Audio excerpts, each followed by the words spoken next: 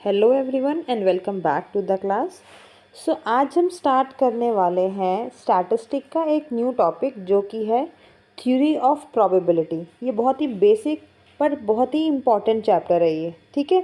तो यहाँ इस टॉपिक से रिलेटेड बहुत सारे न्यूमेरिकल्स जो हैं वो एग्ज़ाम में आते हैं, और अगर आप PYQs देखोगे, पास्ट ईयर क्वेश्चंस देखोगे FA के, तो आपको प्रोबेबिलिटी के कई क्वेश्चंस देखने को मिलेंगे, थ्योरेटिकल भी और न्यूमेरिकल भी, ठीक है। तो आज हम इस चैप्टर को बिल्कुल डिटेल में पढ़ने वाले हैं। So let's start the topic. तो सबसे इम्पॉर्टेंट पार्ट है इसका जो प्रोबेबिलिटी का, वो है फाउंडेशन ऑफ प्रोबेबिलिटी। ये हम स्टार्ट करेंगे और हमारा पहला कंसेप्ट रहेगा मीनिंग ऑफ प्रोबेबिलिटी। तो देखो, प्रोबेबिलिटी होती क्या है। सिंपल लैंग्वेज में अगर मैं आपसे पूछूं, अगर मैं कॉइन को टॉस करूं, हेड आने के चांसेस कितने होते हैं, आप कहोगे 50%। बस वही 50% को मैथमेटिकली हम बोलते हैं probability. So probability is the numerical measure of uncertainty. अब ये अनसर्टेनिटी क्या होती है? अनसर्टेनिटी का मतलब होता है रिजल्ट कंफर्म नहीं है लेकिन पॉसिबल आउटकम्स हमें पता है। जैसे कल बारिश होगी या नहीं, ये अनसर्टेन है ना। कॉइन टॉस में हेड आएगा या टेल, ये अनसर्टेन है।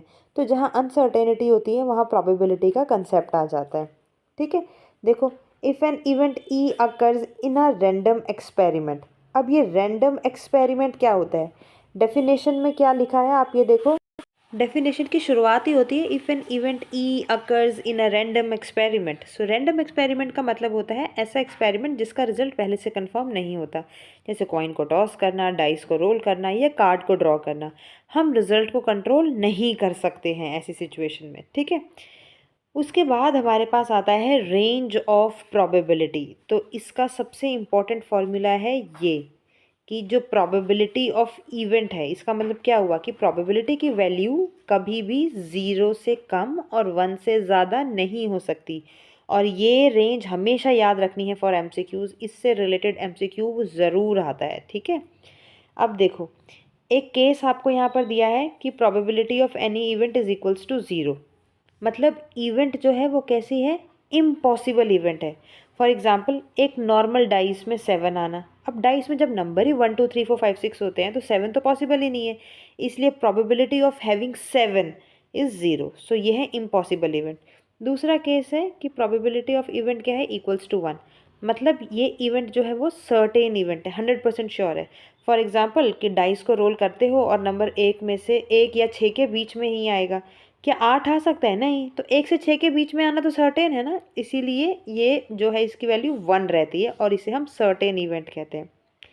केस 3 है ये कि जो इवेंट की प्रोबेबिलिटी है वो 0 to 1 के बीच में लाई करती है। तो ये सबसे कॉमन केस है। मतलब इवेंट हो भी सकता है, नहीं भी हो सकता है। फॉर एग्जाम्पल, कॉइन टॉस में हेड की प्रोबेबिलिटी क्या रहेगी? 1/2, है ना। 0 ना 0 रहेगी ना 1 रहेगी, वो 1/2 रहेगी। इसीलिए इसे अनसर्टेन इवेंट कहते हैं। अगर एग्जाम में आपसे पूछा जाए प्रोबेबिलिटी ऑलवेज लाइज बिटवीन, तो इट विल बी 0 and 1, ठीक है। याद रखना, ये देखने में बहुत छोटा लग रहा है बट इससे रिलेटेड MCQ भी आ जाता है एग्जाम में, ठीक है। अब ज़रा हम ये एक इम्पॉर्टेंट प्रॉपर्टी समझते हैं, MCQ के पॉइंट ऑफ व्यू से बड़ा इंपॉर्टेंट है। सबसे पहले आपको यहाँ पे दिया है PS इक्वल्स टू 1। सो यहाँ S का मतलब होता है सैम्पल स्पेस। सैम्पल स्पेस मतलब ऑल पॉसिबल आउटकम्स का सेट। फॉर एग्जाम्पल, अगर आप कॉइन को टॉस करते हो तो आपके पास क्या प्रोबेबिलिटी आएगी? या हेड आएगा या टेल आएगा। तो ये हमारी जो है ये सैम्पल स्पेस कहलाती है। सिमिलरली, अगर आप डाइस को रोल करते हो तो आपके पास क्या प्रोबेबिलिटी आएगी? 1 2 3 4 5 एंड 6, ये आएगी। सो सैम्पल स्पेस में सब पॉसिबल रिजल्ट्स इंक्लूड होते हैं, और जब हम सब पॉसिबल आउटकम्स को कंसीडर करते हैं तो उनका प्रोबेबिलिटी का टोटल क्या होता है? 1। इसलिए यहाँ पे क्या लिखा है? इज इक्वल्स टू 1, क्योंकि कोई ना कोई रिजल्ट तो आएगा ही। तो ये यूनिवर्सल रूल है, ठीक है। दूसरा है यहाँ पे प्रोबेबिलिटी, और ये सिंबल बना है इज इक्वल्स टू 0। अब ज़रा ये देखो, ये सिंबल क्या है? ये सिंबल बेसिकली ये है, ये टाइपिंग में ऐसा आ गया है। इससे हम बोलते हैं फाई। ये होता है नल सेट। नल सेट का मतलब होता है ऐसा सेट जिसका कोई एलिमेंट ही नहीं है। फॉर एग्जांपल, अगर मैं बोलूँ कि आप डाइस फेंक रहे हो 10 आए, पॉसिबल ही नहीं है। इसलिए 5 की प्रोबेबिलिटी क्या होती है? 0 होती है। मतलब जहाँ कोई आउटकम ही नहीं है वहाँ प्रोबेबिलिटी 0 होएगी, ठीक है। आपको यहाँ तक समझ में आया? ठीक है, आपको समझ में आया? अब थोड़ा शॉर्ट में मैं आपको यहाँ तक बताती हूँ हमने क्या पढ़ा कि probability always lies between 0 and 1, और सैम्पल स्पेस की जो प्रोबेबिलिटी है, टोटल प्रोबेबिलिटी, वो क्या होती है? ऑलवेज 1। और फाई की क्या प्रोबेबिलिटी होती है? 0, क्योंकि वो क्या होता है? एक इम्पॉसिबल इवेंट। अगर आंसर मोर देन 1 या नेगेटिव आ जाए तो इसका मतलब आपकी कैलकुलेशन ही रॉन्ग है, ठीक है, क्योंकि ये पॉसिबल नहीं है। ऑल राइट, तो याद रखना एग्जाम में थ्योरेटिकल एमसीक्यूज भी आते हैं इसमें से रिलेटेड। ओके, चलिए अब हम बढ़ते हैं अपने अगले टॉपिक की तरफ, जो कि है रैंडम एक्सपेरिमेंट। अब मैं आपसे एक सिंपल क्वेश्चन पूछती हूँ, अगर मैं कॉइन को टॉस करूँ तो क्या आप 100% श्योर हो कि हेड ही आएगा? नहीं ना। लेकिन क्या आपको ये पता है कि पॉसिबल आउटकम्स क्या क्या हो सकते हैं? हाँ बिल्कुल, हेड होंगे या टेल होंगे, है ना। बस इसे ही कहते हैं रैंडम एक्सपेरिमेंट। ठीक है, अब इसके डेफिनेशन देखो। डेफिनेशन को बिल्कुल सिंपल लैंग्वेज में हम समझते हैं। ये बोल रहे हैं an experiment whose outcome cannot be predicted with certainty in advance even though all possible outcomes are known।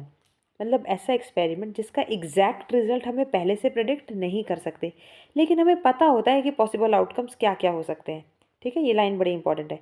Outcomes कैसे हैं आपके? Outcomes can not be predicted, outcomes unknown है। ठीक है, पॉसिबल आउटकम्स आपके नोन होते हैं। ऑल राइट, अब देखो, रैंडम एक्सपेरिमेंट में दो चीज़ें होती हैं। सबसे पहले आपका रिजल्ट अनसर्टेन होता है, और दूसरा रिजल्ट के ऑप्शंस लिमिटेड और नोन होते हैं। अगर दोनों कंडीशन सेटिस्फाई हो जाए तो वो एक्सपेरिमेंट रैंडम कहलाता है। जैसे कि एग्जांपल हमें दिया है कॉइन को टॉस करना। अब आप कॉइन को टॉस करने को ब्रेक डाउन करते हो तो पॉसिबल आउटकम क्या आएंगे? या हेड आएगा या टेल आएगा। क्या हमें पहले से पता है कि क्या आएगा? हाँ, या हेड आएगा या टेल आएगा। क्या हमें पता है कि एग्जैक्टली क्या आएगा? नहीं। इसलिए कॉइन टॉस एक परफेक्ट रैंडम एक्सपेरिमेंट है। सिमिलरली डाइस को रोल करना, वो भी हमें नंबर पता है 1 2 3 4 5 6, इनमें से ही कोई एक आएगा, बट एग्जैक्टली क्या आएगा वो हमें नहीं पता। एंड सेम कार्ड को ड्रॉ करने की भी वही सिचुएशन है। ठीक है, ये था आपका रैंडम एक्सपेरिमेंट। समझ में आ गया? देखो अब हम बढ़ते हैं अगले टॉपिक की तरफ, जो कि है सैम्पल स्पेस। अब ज़रा मैं एक सिंपल सा क्वेश्चन आपको पुट ऑन करती हूँ। अगर मैं कॉइन को टॉस करूँ तो कितने पॉसिबल रिजल्ट हो सकते हैं? अगेन, हेड या टेल। बस इन दोनों को मिलाकर जो कंप्लीट लिस्ट बनी है उसे ही हम बोलते हैं सैम्पल स्पेस। सो सैम्पल स्पेस क्या होता है? डेफिनेशन क्या बोल रही है? All the set of all possible outcomes. Sample set क्या है? Set of all possible outcomes. मतलब एक्सपेरिमेंट में जो जो रिजल्ट आ सकते हैं उन सबको एक जगह लिख दो, वो हो गया सैम्पल स्पेस। इसको हम क्या सैम्पल से सिंबल से लिखते हैं? इसको हम एस बना करके लिखते हैं। ठीक है, जैसे पहला एग्जांपल हम लोग देखते हैं, टॉसिंग अ कॉइन। आपने एक कॉइन को टॉस किया तो पॉसिबल आउटकम्स क्या है उसके? हेड और टेल। तो सैम्पल स्पेस हमारी क्या बनेगी? ये। ठीक है, तो ये जो करली ब्रैकेट्स में हम लिखते हैं ना, तो उसे हम कहते हैं सेट। ये दोनों मिला के कंप्लीट पॉसिबिलिटीज़ होती हैं। दूसरा है टॉसिंग टू कॉइन्स। अब थोड़ा ध्यान से समझना, अगर दो कॉइन को टॉस करते हैं तो आउटकम्स क्या होंगे आपके पास? कॉइन 1 और कॉइन 2 का कॉम्बिनेशन बनाया जाएगा। जैसे हेड हेड होगा या टेल टेल होगा। एक बार हेड दूसरी बार टेल, पहली बार हेड टेल दूसरी बार हेड। तो ये सारा मिला के हमारा क्या बन गया? सैम्पल स्पेस बन गया। तो इसके टोटल आउटकम कितने हुए? टोटल आउटकम हुए इसके 4। सो यहाँ एक कॉमन मिस्टेक बच्चे करते हैं कि वो सिर्फ हेड और टेल को ही कंसीडर करते हैं। नहीं, आपने कॉम्बिनेशन बनाना है। ऑल राइट, फिर उसके बाद आता है रोलिंग अ डाई। इसमें नंबर होते हैं 1 2, डाइस में नंबर होते हैं देखो 1 2 3 4 5 6। तो टोटल सैम्पल स्पेस आपके पास बन गई ये। तो टोटल आउटकम्स कितने हो गए? इसमें हो गए 6। ठीक है, अब फिर आपने 2 डाइस जो हैं ये आपने थ्रो करी हैं, रोल करी हैं। ठीक है, तो टोटल आउटकम इसके कैसे निकालेंगे? देखो, फर्स्ट डाइस के कितने आउटकम हुए? 6। दूसरी वाली के हुए 6। तो टोटल कितने आ गए? 36 मल्टीप्लाई करके। तो ये मल्टीप्लिकेशन रूल है। तो यहाँ स्टूडेंट्स को याद रखना है कि 2 डाइस में 36 आउटकम्स होंगे। अगर 3 होएगी तो 2 की पावर 3, अगर 3 कॉइन्स हैं तो 2 की पावर 3, इस तरह से 8 आउटकम्स हो जाएंगे उसमें। ठीक है, सो ये पैटर्न बड़ा इंपॉर्टेंट है, आपने याद रखना है। ऑल राइट, एक चीज़ और याद रखना है कि सैम्पल स्पेस की प्रोबेबिलिटी हमेशा 1 होती है, क्योंकि जो भी रिजल्ट आएगा वो सैम्पल स्पेस के अंदर से ही आएगा, इसलिए टोटल प्रोबेबिलिटी 1 रहती है। ओके, फिर हमारे पास आता है इवेंट। इवेंट क्या होता है? Any subset of sample space is called event. मतलब सैम्पल स्पेस के अंदर जो भी छोटा ग्रुप बनेगा वो इवेंट होगा।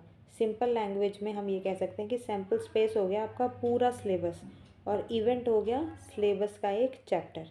ठीक है, अब देखो एग्जांपल के तौर पे डाइस का सैम्पल स्पेस क्या बनेगा, ये बनेगा 1 2 3 4 5 6, है ना, ये आपके डाइस का सैम्पल स्पेस है। अगर मैं बोलूँ कि इवेंट ए जो है वो है गेटिंग एन इवन नंबर, तो इवन नंबर क्या आएंगे आपके पास 2 4 और 6, है ना, तो ये सैम्पल स्पेस का ही तो एक पार्ट है ना, तो इसलिए ये इवेंट है। ठीक है, अब हम पढ़ते हैं टाइप्स ऑफ इवेंट को। तो सबसे पहले हमारे पास आती है सिंपल इवेंट।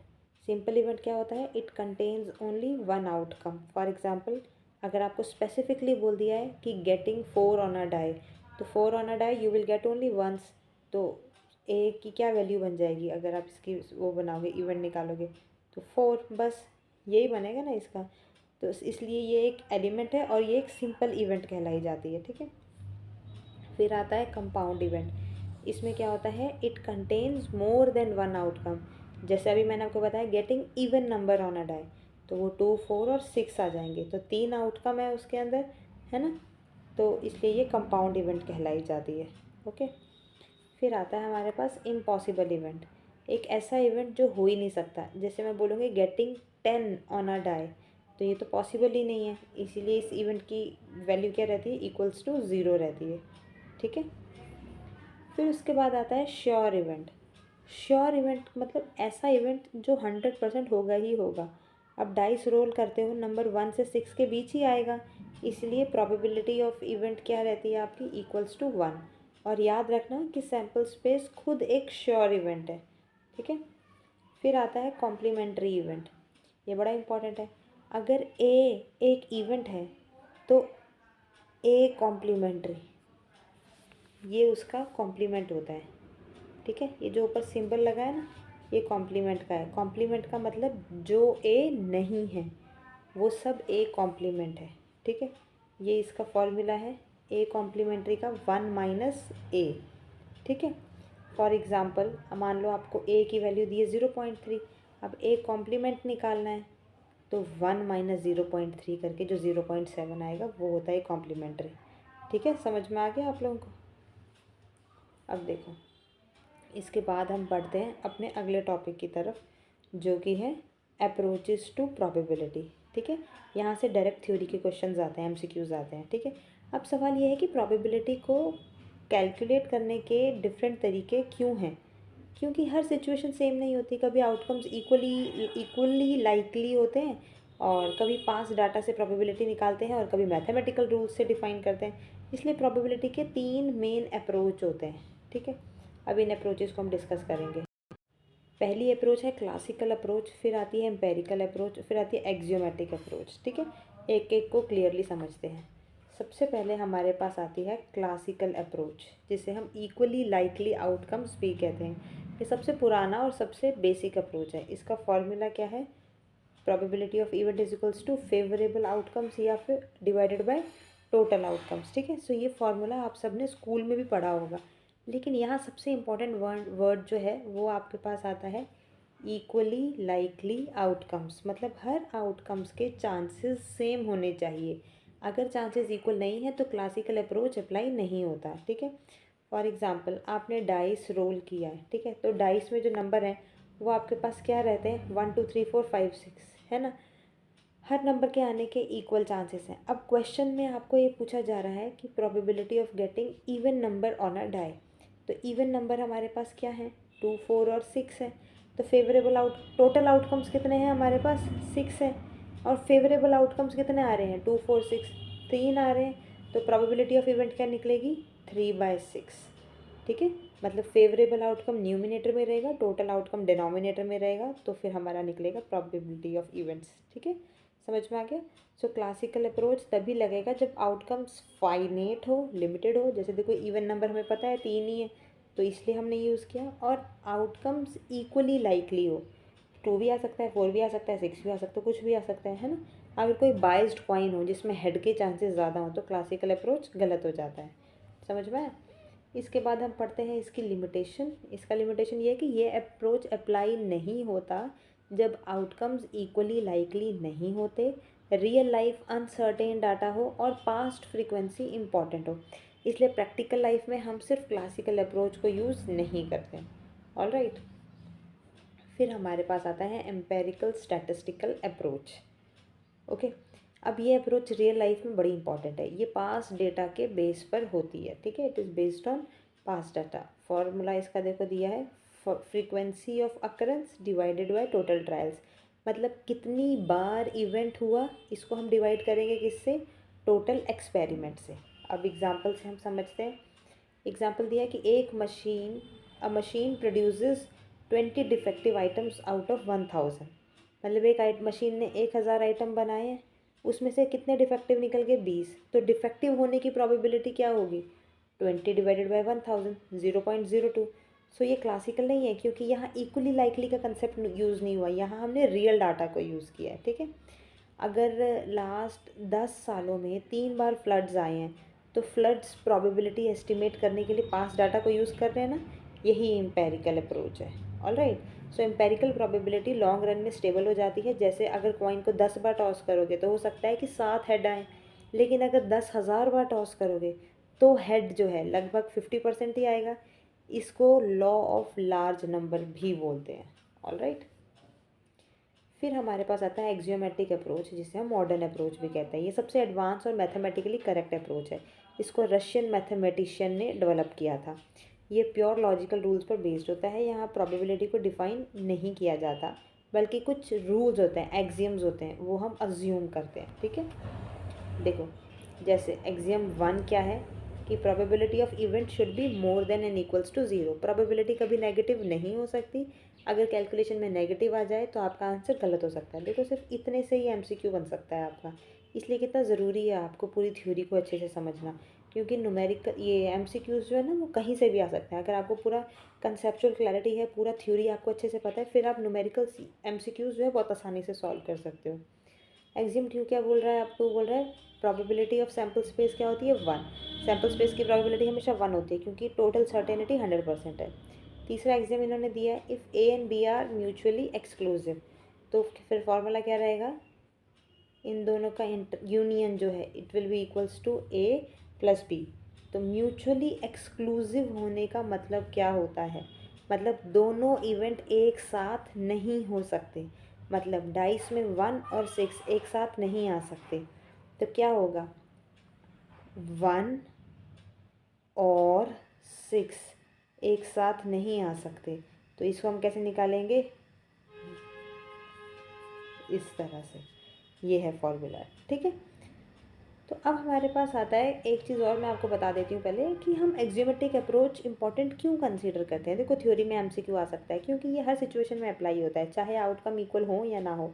ये थ्योरेटिकल फाउंडेशन का पूरी प्रोबेबिलिटी थ्योरी है, ठीक है।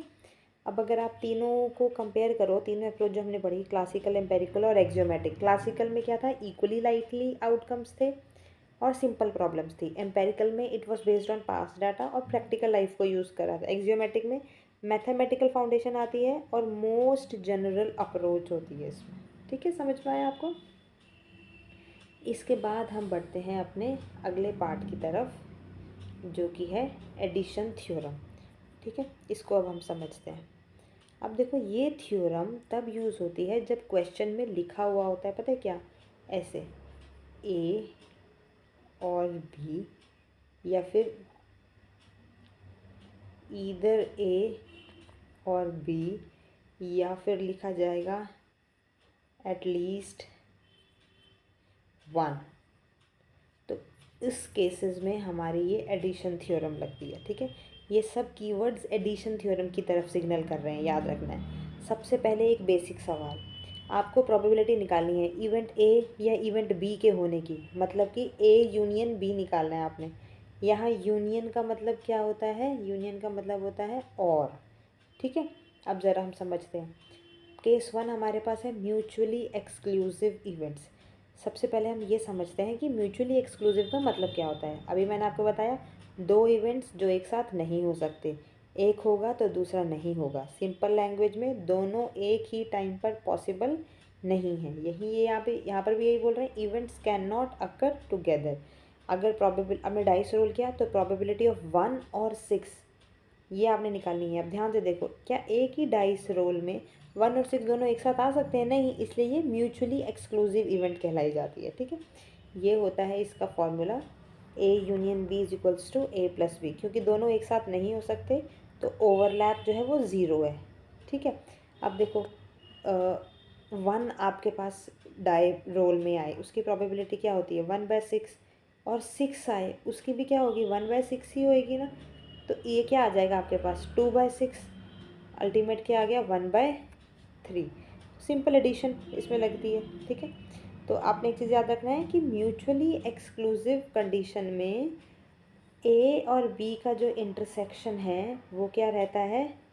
ज़ीरो। ये देखो, B A intersection B is equals to zero, ये रहता है इंटरसेक्शन ज़ीरो, इसलिए सब्ट्रैक्ट करने की ज़रूरत हमें रहती ही नहीं है।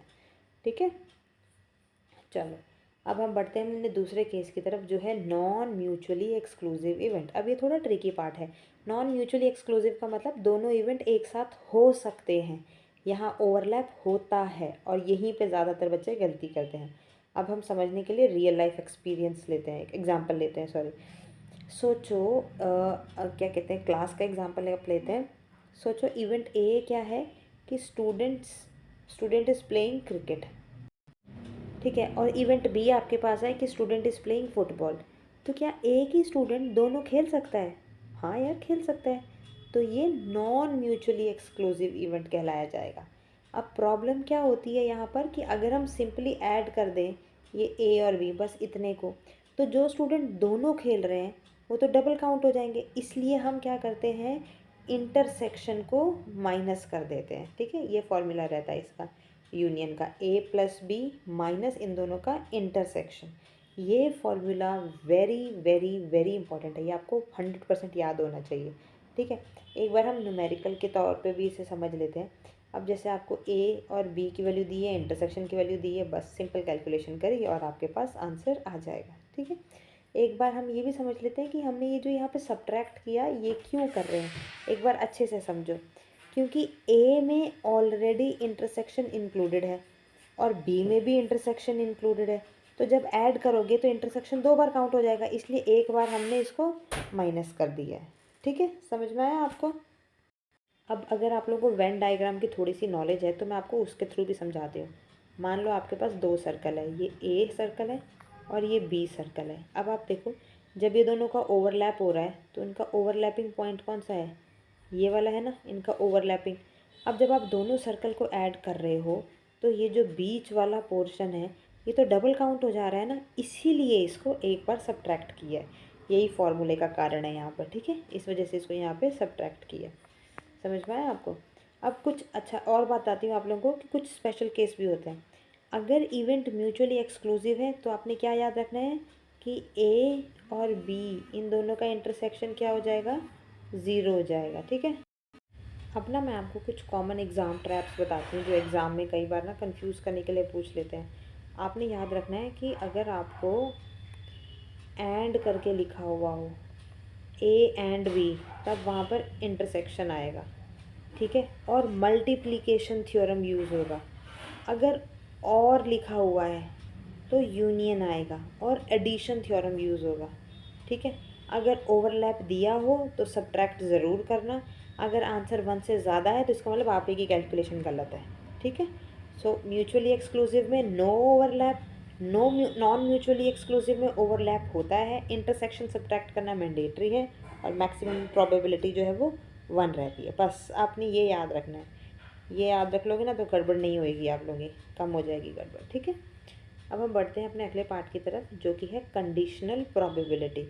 सो ये थोड़ा सा दिमाग यूज़ करता है, एक बार पर आपने कंसेप्ट क्लियर कर दिया तो फिर आप भूलोगे नहीं।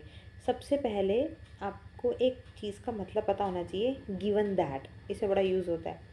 देखो, कंडीशनल प्रोबेबिलिटी का सिंपल मीनिंग होता है probability of A given that B has already happened. यहाँ एक वर्ड बड़ा इंपॉर्टेंट है, वो जो यूज़ होता है ये है गिवन।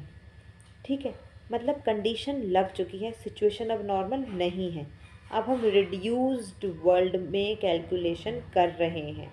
ठीक है, अब ज़रा एक रियल लाइफ एग्जांपल लेते हैं, उससे हम लोग समझते हैं। ठीक है, सोचो आपकी क्लास में जो है ना वो 40 बच्चे हैं, जिसमें से 20 गर्ल्स हैं और जो 20 हैं वो बॉयज़ हैं। अब मैं पूछूं कि probability that a student is a boy, तो उसकी प्रोबेबिलिटी क्या होगी? 20/40 होगी, है ना। 1/2 होगी इसकी प्रोबेबिलिटी, सिंपल। लेकिन अगर मैं पूछूं probability that a student is a boy given that the student is tall, अब सिचुएशन चेंज हो गई। अब हम पूरी क्लास नहीं देख रहे, अब हम सिर्फ उस क्लास में से टॉल स्टूडेंट्स को देख रहे हैं, है ना। यही होती है कंडीशनल प्रोबेबिलिटी। तो इसकी फॉर्मल डेफिनेशन ये है कि probability of A given B has occurred, और इसको हम लिखते हैं ऐसे, ए बी, इस तरह से।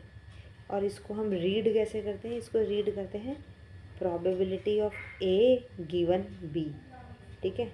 ये देखो, ए गिवन बी, ऐसे इसको हम रीड करते हैं। इसका फॉर्मूला ये है probability of A given B का, इन दोनों के इंटरसेक्शन को हम बी से डिवाइड कर देते हैं। अब ध्यान से समझो, न्यूमिनेटर में आपके पास क्या है? इन दोनों का इंटरसेक्शन, मतलब दोनों इवेंट एक साथ हो रहे हैं। और डिनोमिनेटर में क्या है? बी, क्योंकि हम बी के वर्ल्ड में रिस्ट्रिक्ट हो गए हैं। अब कंसेप्ट को थोड़ा सिंपल लैंग्वेज में मैं आप लोगों को समझाती हूँ। कंडीशनल प्रोबेबिलिटी का मतलब है कि अब हम सिर्फ बी वाले केस को कंसीडर करेंगे, तो सैम्पल स्पेस श्रिंक हो गया। अब नया आपको बी का टोटल निकालना पड़ेगा, इसीलिए आपने बी से डिवाइड किया है यहाँ पर, ठीक है। अब एक इम्पॉर्टेंट कंडीशन यहाँ पर क्या है कि जो बी है वो ज़ीरो नहीं हो सकता, क्योंकि अगर बी ज़ीरो हो गया तो डिवीज़न तो पॉसिबल ही नहीं है। और लॉजिकली भी सोचो, अगर बी इम्पॉसिबल ही होता तो गिवन बी का मतलब ही नहीं बनता। इसलिए ये कंडीशन एग्जाम में डायरेक्ट पूछी जा सकती है कन्फ्यूजन क्रिएट करने के लिए, ठीक है। अब देखो, एक एग्जाम्पल के थ्रू बताया है यहाँ पे, कार्ड के प्रॉब्लम के सॉल्व करते हैं। अ कार्ड इज़ ड्रॉन, ठीक है। Find probability that it is a king given that it is red. अब ज़रा स्टेप बाय स्टेप समझो। देखो, टोटल कार्ड्स कितने होते हैं हमारे पास? ये होते हैं 52। अब उसमें से रेड कार्ड्स कितने होते हैं? रेड कार्ड होते हैं 26। अब रेड में याद रखना कि हार्ट्स भी होते हैं और डायमंड्स भी होते हैं, है ना। अब रेड किंग्स कितने होते हैं? क्योंकि बात किंग की चल रही है ना। रेड किंग हो गए दो आपके पास, एक हार्ट का किंग, एक डायमंड का किंग, है ना। अब नॉर्मल प्रोबेबिलिटी नहीं निकाल रहे हैं, हमें पूछा गया है किंग होने की probability given that it is red. मतलब कि किंग होने की प्रोबेबिलिटी जब ऑलरेडी पता है कि कार्ड रेड ही है, मतलब अब हम 52 कार्ड्स नहीं देख रहे, हम सिर्फ 26 कार्ड्स देख रहे हैं। तो सबसे पहले हमारा काम क्या होता है कि हमारा पी ए गिवन बी, सबसे पहले हमारा काम होता है कि ये बी को निकालना, क्योंकि डिनोमिनेटर में तो यही आएगा ना हमारे पास। तो यहाँ ये बी हमारे पास क्या है? गिवन क्या था? रेड, यही वाला आता है इधर। तो आपने रेड की प्रोबेबिलिटी निकालनी है, ठीक है। तो टोटल रेड कार्ड कितने हैं वो हमें पता है, 26 हैं। अब आपने क्या करना है, न्यूमिनेटर में क्या आता है? इन दोनों का इंटरसेक्शन। अब ए क्या है आपके पास? ए है आपके पास किंग और बी है आपके पास रेड। अब ए और बी का इंटरसेक्शन क्या आएगा? रेड किंग, और वो रेड किंग कितने हैं आपके पास? दो हैं। अब फॉर्मूला लगा दो, इंटरसेक्शन ऊपर रहता है न्यूमिनेटर में और डिनोमिनेटर में बी रहता है। बी कितना था? 26 था। इसको डिवाइड करके आंसर क्या आ जाएगा? 1/13। तो ये हमारा आंसर रह जाएगा, ठीक है। समझ में आया आपको? ओके। तो एक चीज़ और बताती हूँ भले, नॉर्मल और कंडीशनल प्रोबेबिलिटी में क्या अंतर होता है? Normal probability total sample space को यूज़ करती है, पर कंडीशनल प्रोबेबिलिटी में सैम्पल स्पेस श्रिंक हो जाता है। और ये श्रिंक कंसेप्ट को समझना बहुत इंपॉर्टेंट है, ठीक है। तो एक चीज़ याद रखना है, जब भी गिवन दैट दिखे तो कंडीशनल प्रोबेबिलिटी लगेगी। फॉर्मूला याद रखना है आपने, फॉर्मूला हमारे पास ये रहा, ये फॉर्मूला आपको याद होना चाहिए। और दूसरा क्या है कि डिनोमिनेटर ज़ीरो नहीं होना चाहिए। कंडीशनल प्रोबेबिलिटी से इंडिपेंडेंस टेस्ट भी होता है, ठीक है। समझ में आ गया आप लोगों को? तो याद रखना है क्या? गिवन मतलब डिवाइड, कंडीशनल प्रोबेबिलिटी आपको लगेगी, ओके। चलिए अब हम बढ़ते हैं अगले सेगमेंट की तरफ, जो कि है मल्टीप्लिकेशन थ्योरम।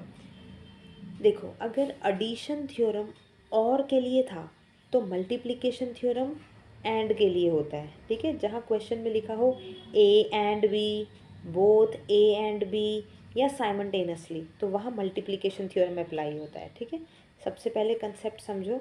हमने निकालना है इन दोनों का इंटरसेक्शन।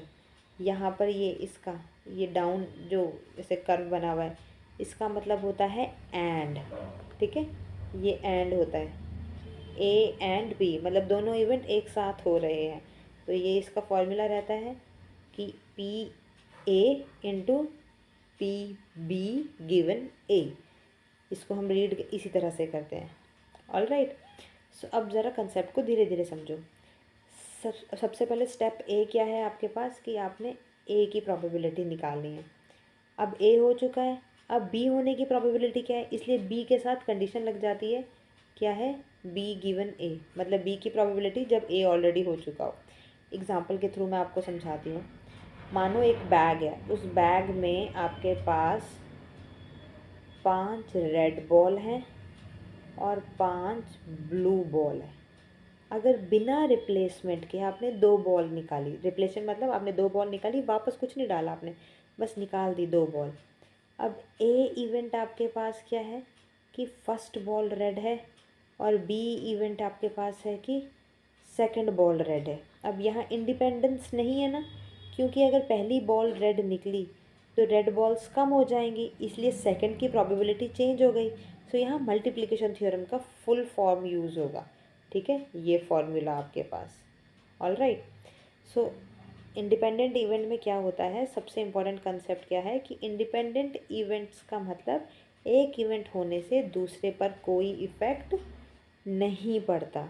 ठीक है, ये इसका फॉर्मूला होता है कि ए और बी का इंटरसेक्शन कैसे निकालते हैं, ए की प्रोबेबिलिटी और बी की प्रोबेबिलिटी दोनों को मल्टीप्लाई कर देते हैं। तो यहाँ पर हमें कंडीशंस की ज़रूरत नहीं है।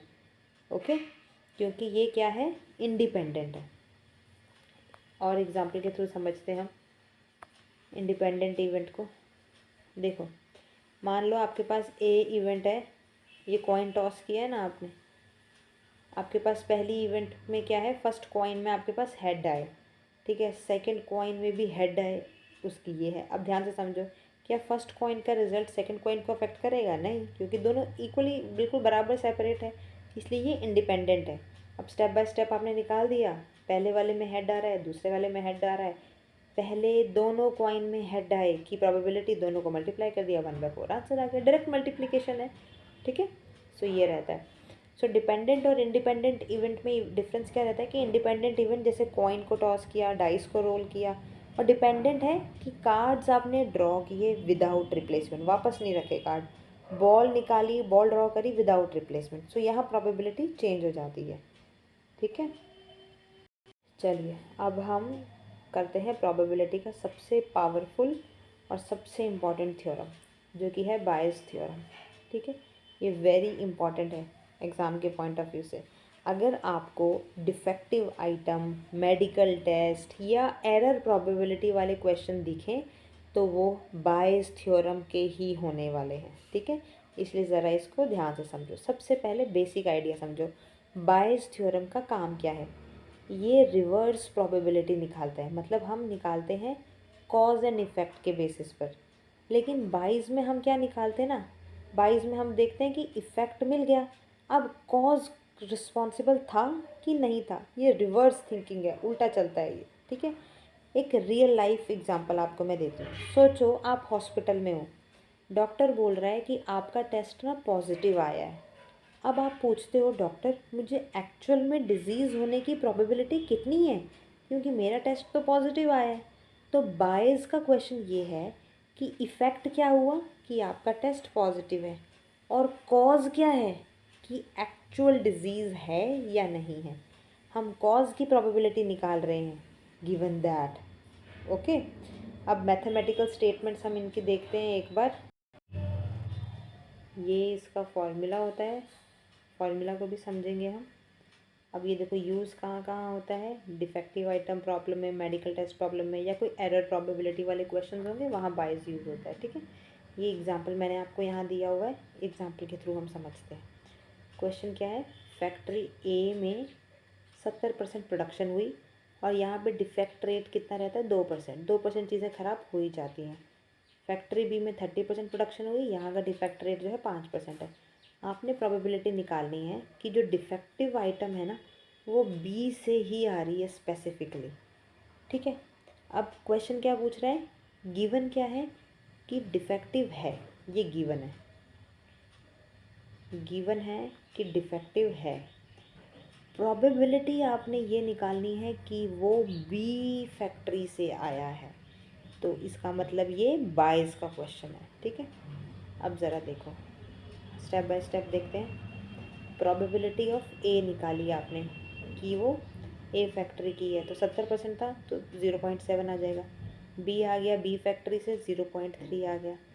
अब हम निकाल रहे हैं प्रोबेबिलिटी ऑफ डी गिवन ए, मतलब डिफेक्टिव आइटम आई और वो ए से आई, तो उसका क्या था, 2% रेट था, इसलिए 0.02। अब डी गिवन बी, मतलब डिफेक्टिव आई और बी फैक्ट्री से आई, तो वो 5% दिया हुआ था, तो 0.05। बस, अब हमको सारी आइटम्स दी हुई हैं, हमने फॉर्मूला में पुट ऑन करना है और आंसर निकाल देना है। ठीक है, तो यहाँ पर आपके पास फॉर्मूला क्या होता है, फॉर्मूला ऊपर गिवन है, फॉर्मूला में वैल्यूज़ डालो आप। ये देखो मैंने ये फार्मूला लिख लिया पहले से ही। अब इस फार्मूले को भी समझो। आपने निकालना था कि प्रोबेबिलिटी निकालनी है डिफेक्टिव की और वो बी में से आई है ना। तो न्यूमिनेटर में तो आपके पास यही आएगा, क्योंकि बी में से निकालनी थी आपने बी फैक्ट्री, वो यहाँ आ गया, और वो डिफेक्टिव बी का है, उसका केस यहाँ आ गया। अब डिनोमिनेटर में आपने क्या करना है, सॉरी एक माइनस लिख दिया, ये प्लस है। डिनोमिनेटर में आपने क्या करना है कि जो आपने न्यूमिनेटर में लिखा था ना, एक बार तो वो एग्जैक्ट सारा का सारा डिनोमिनेटर में आ जाता है। ठीक है, अब ऐड क्या करना है आपने साथ में, जो भी आपका यहाँ पे लिखा होगा ना उसका क्वेश्चन में पक्का कोई ना कोई ऑल्टरनेटिव दिया होगा। अब जैसे यहाँ पे पी बी लिखा है, पी बी का मतलब क्या था कि बी फैक्ट्री, तो क्वेश्चन में ऑल्टरनेटिव दिया था ए फैक्ट्री हुई है, तो इसीलिए हम यहाँ से फॉर्मूला बना लेंगे, पी ए फैक्ट्री बना दी। अब इसका मतलब क्या था कि डिफेक्टिव बी में से था, तो इसका क्या बनेगा, डिफेक्टिव ए में से आ गया। तो इस तरह से आपने फॉर्मूला बनाना है। मान लो अगर फैक्ट्री सी भी होती तो हम साथ में और प्लस कर देते, सी के लिए लिख लेते प्रोबेबिलिटी सी, और यहाँ पर क्या लिखते कि फिर डिफेक्टिव सी में से भी आता तो डी गिवन सी। ऐसे अगर मान लो डी फैक्ट्री भी होती तो ऐसे डी से भी आ जाता। तो जितने जितने ऑल्टरनेटिव हमें दिए उतना उतना डिनोमिनेटर का जो फॉर्मूला है वो आपका एक्सटेंड होता रहेगा। ओके, तो फिलहाल इस क्वेश्चन में आपने जस्ट वैल्यूज़ पुट कर दी और फाइनल आंसर आपने निकाल दिया यहाँ पर। ठीक है, समझ में आ गया आपको। तो ये था हमारा बायस थ्योरम।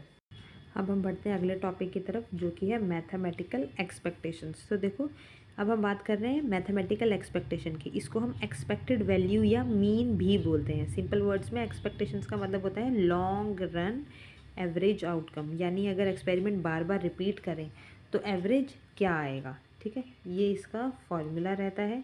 यहाँ पर ये जो कैपिटल वाला एक्स है इसका मतलब होता है रैंडम वेरिएबल। ठीक है, ये जो स्मॉल एक्स है ये है आपके रैंडम वेरिएबल की वैल्यू।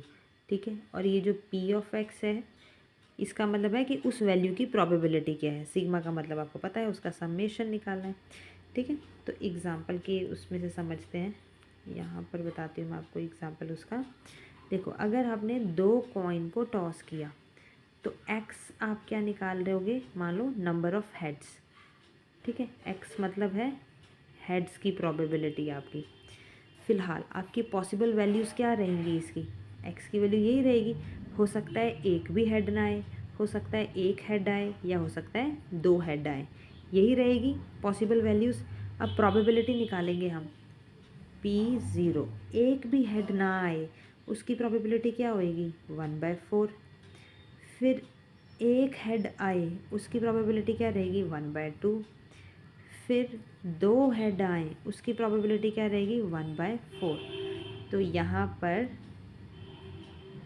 ई एक्स क्या होगा, ई एक्स होगा आपके पास यहाँ पे फॉर्मूला के according 0 multiply 1/4 plus 1 multiply 1/2 plus 2 multiply 1/4, इस तरह से। तो फाइनली आप इसको सॉल्व करके अल्टीमेट आंसर आपके पास क्या रह जाएगा यहाँ पर 1, मतलब एवरेज नंबर ऑफ हेड जो है वो 1 आएगा।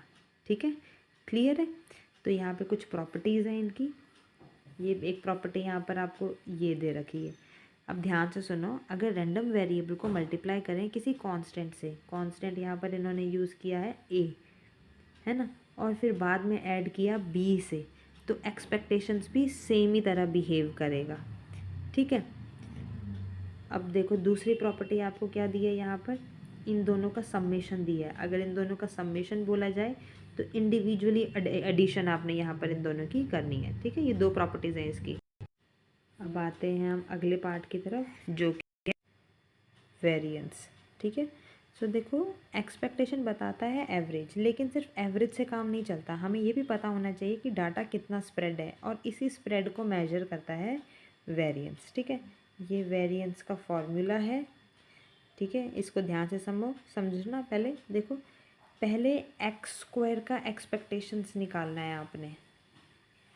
ठीक है, फिर क्या करना है, फिर मीन का स्क्वायर करना है आपने, और दोनों का डिफरेंस निकालना है, वो आपके पास वेरिएंस हो गया। ठीक है, एक फॉर्मूला और है यहाँ पे स्टैंडर्ड डेविएशन का। स्टैंडर्ड डेविएशन क्या होता है, वेरिएंस का रूट।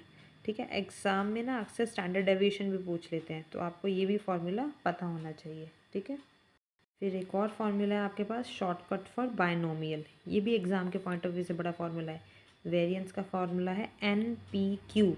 N का मतलब होता है नंबर ऑफ़ ट्रायल, P का मतलब है सक्सेस प्रोबेबिलिटी, और Q का मतलब होता है 1 - P, मतलब कॉम्प्लीमेंट्री जिस तरह से हम निकालते थे। ठीक है, वो है ये तीनों फार्मूला आपको याद होने चाहिए। इसमें न्यूमेरिकल ज़रूर आते हैं। ओके, चलिए अब मैंने कुछ यहाँ इंपॉर्टेंट पॉइंट्स आपके एग्ज़ाम के लिए कुछ इकट्ठे करके लिखे हैं, ज़रा इनको समझो। देखो, सबसे पहले always check if events are mutually exclusive और नॉट। तो सबसे पहला स्टेप ये है कि आपके इवेंट्स के साथ क्या इवेंट्स साथ में हो सकते हैं कि नहीं हो सकते हैं, आपने ये चेक करना है। अगर साथ नहीं हो सकते तो म्यूचुअली एक्सक्लूसिव का फॉर्मूला लगना है, और अगर साथ हो सकते हैं तो नॉन म्यूचुअली एक्सक्लूसिव का फॉर्मूला लगेगा। ठीक है, तो मोस्ट कॉमन मिस्टेक्स यहीं पर ही होती है। दूसरा है always subtract intersection in addition rule. तो ये तो हमें पता ही है, एडिशन रूल में आपने सब्ट्रैक्ट करना होता है इंटरसेक्शन वाले को, ताकि डबल काउंटिंग जो है वो अवॉइड हो सके। फिर क्या है, Bayes theorem numericals are frequently asked. तो ये भी आपने याद रखना। बायस थ्योरम का फॉर्मूला मैंने आपको बता दिया, तो वो भी स्टेप बाय स्टेप कैसे उसका कैलकुलेशन करता है वो भी आपको पता होना चाहिए। फिर आता है binomial mean, NP, very important objective question, इसमें से भी आते हैं। ठीक है, डायरेक्ट स्टेटमेंट टाइप क्वेश्चन भी पूछे जा सकते हैं कि मीन ऑफ बाइनोमियल डिस्ट्रीब्यूशन आपने निकालना है, तो फॉर्मूला आपको पता है NP होता है, और वेरिएंस का NPQ। तो ये दोनों फार्मूलाज आपको 100% याद होने चाहिए। फिर उसके बाद आता है वेरिएंस का फॉर्मूला, ये भी आपको याद होना चाहिए। सारे फार्मूलाज जो हैं आपको पूरी इस PDF में मिल जाएंगे। फिर आता है conditional probability formula must be memorized, ये फार्मूला भी याद रखना है आपने। एंड लास्ट में complement probability trick saves times in MCQs। तो जब देखो कब यूज़ करनी है कॉम्प्लीमेंट प्रोबेबिलिटी ट्रिक आपने, जब एटलीस्ट लिखा हो। ठीक है, तब यूज़ होती है। कैसे निकालते हैं, 1 माइनस करके, जैसे कॉम्प्लीमेंट निकालते हैं। ठीक है, उससे आपका टाइम बच जाता है। चलिए, समझ में आया आप लोगों को। तो ये थी आपकी आज की क्लास, थ्योरी की क्लास। अब नेक्स्ट क्लास में मैं आप लोगों को इसी टॉपिक से रिलेटेड जो है वो MCQs शेयर करूँगी। If you want a specific topic to be discussed you can comment in the comment section. Otherwise we will be meeting with a new topic every day. Till then, take care and happy learning.